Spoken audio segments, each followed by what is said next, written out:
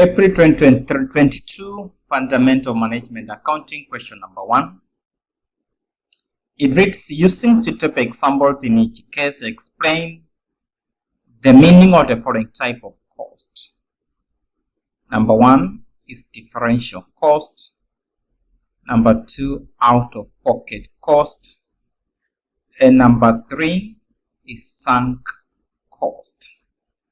Let's start with the differential cost. We said that this is the cost that occurs. This is the cost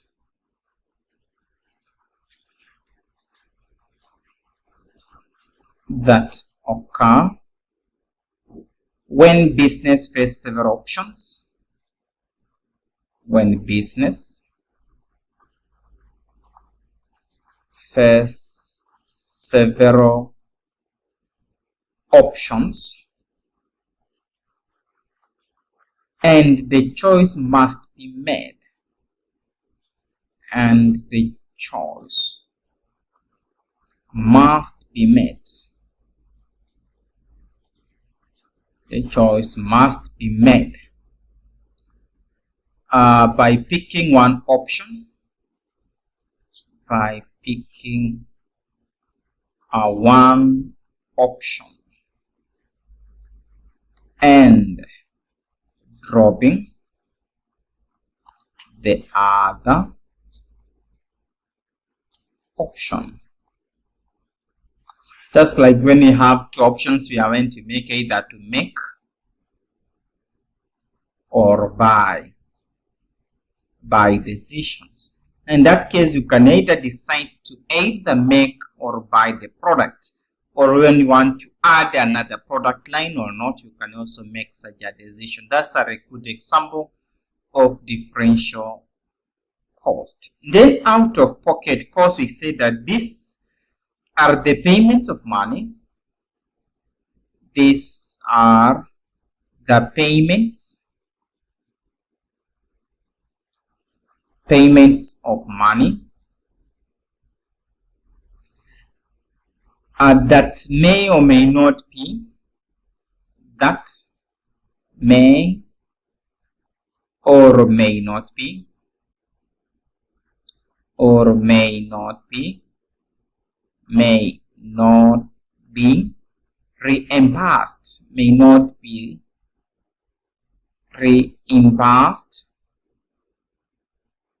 later from a third party. Then we have the sunk cost. We have mentioned this severally. We said that this is the cost that have already been incurred. This is the cost that have already been incurred and cannot be recovered.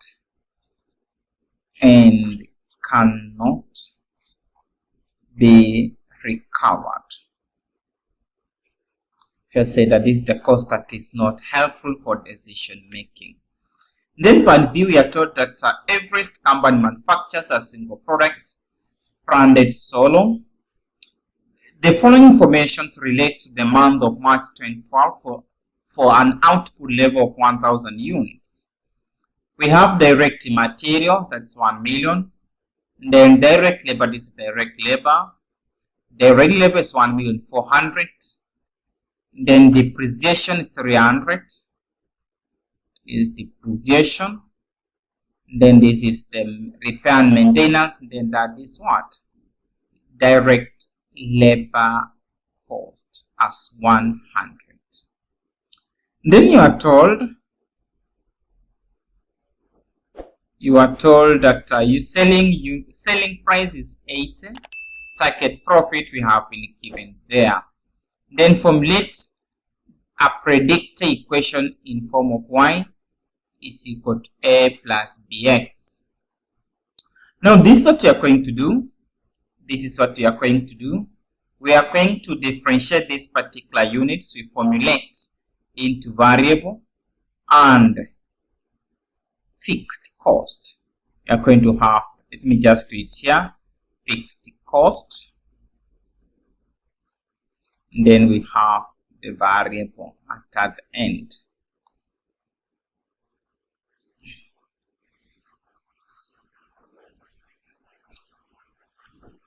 Because of my zeros, let me write in thousands. These are in thousands. That is in thousands. We start with direct material. Direct material. I've given us 100. That is the variable. Sorry, that's 1000 variable. Then we have indirect labor. Number 2 is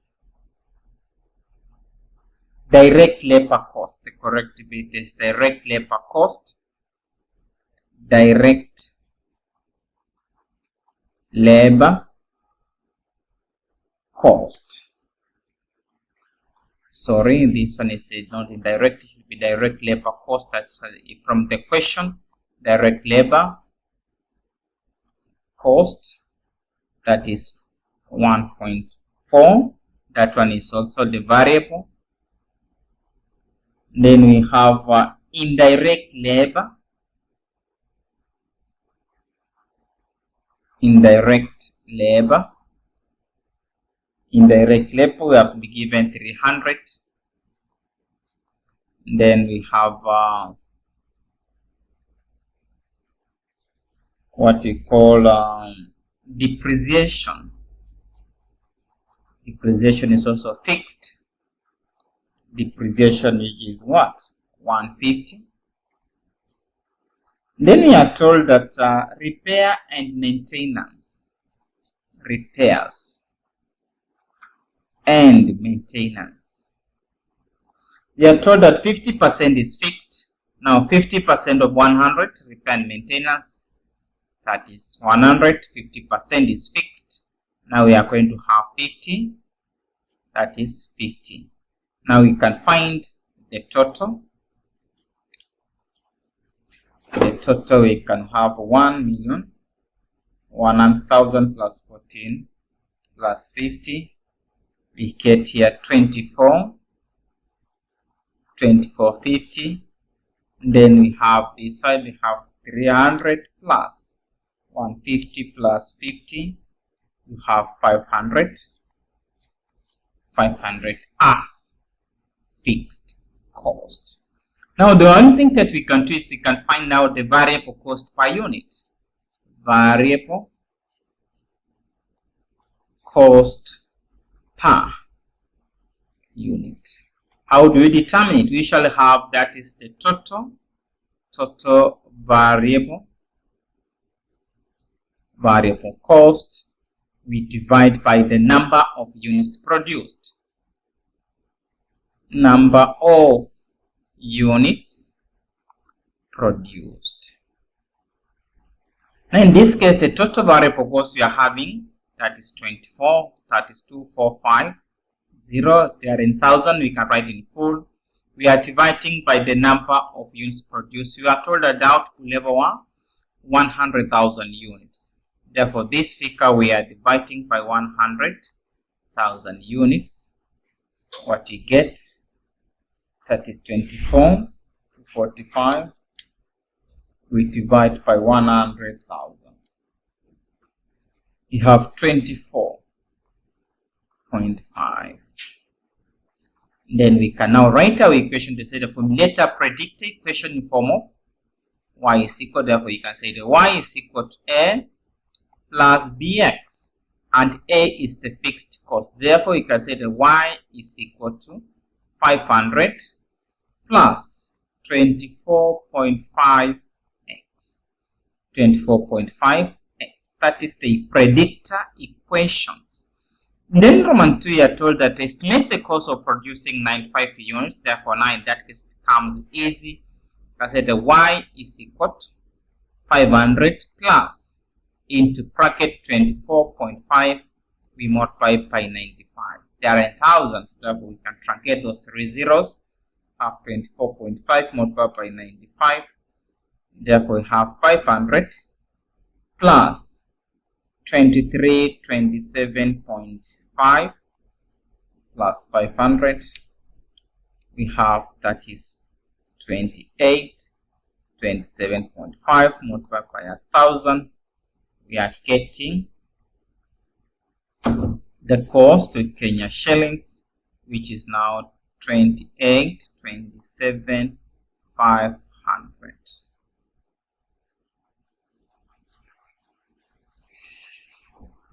Then next we are told that compute the level of the sales at which the company will recover all the cost. Compute the level of sales at which the company will recover all the costs. Therefore, the question just asking us to compute the break-even points. The break-even points in units. The level of sales at which the company will recover all the cost. Therefore, we can say, but we were given something before I forget. We were given the target profit is 50,000. Now, when we compute that, we can also put that into considerations. We can say that a break-even point is a point where the total revenue is also equals to the total cost. It's given us fixed cost over contributions per unit. And how do we get contributions? Contribution is equal to, that is fixed, sales minus variable cost. Now in this case, the selling price we are given as what? Selling price we are given as 80. It is here. Unit selling price is 80. Now in this case becomes easier. We can say that 80 minus 24.5, which was our variable cost. 80 minus 24.5, we have 55.5. Therefore, since we have been given target profit, we can say that sales unit or unit sales for a target profit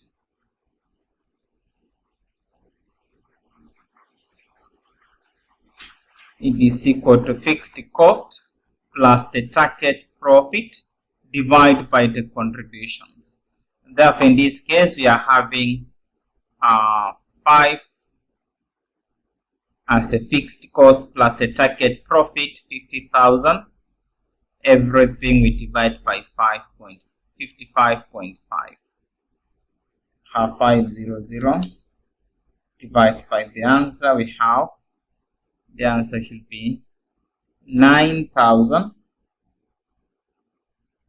If your whole number is 9010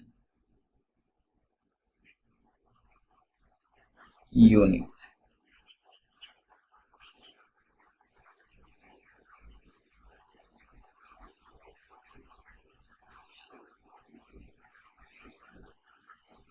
That is it. Then we got to Roman 4. We are told that summarize for limitations of cost analysis method. For limitations of cost analysis. What is cost analysis? The formula we have used up there to determine the equations. The limitation of cost analysis, we can state number 1 is that it can be time consuming and expensive to perform. It can be time consuming and expensive to perform. Number 2, say it requires high level of expertise.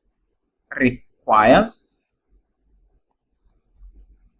high level of expertise and knowledge of accounting principles and knowledge of accounting principles. Number 3, limitations may not be suitable. May not be suitable for small businesses with limited resources. For small businesses with limited resources. Next, we can talk of relies heavily on accuracy. Relies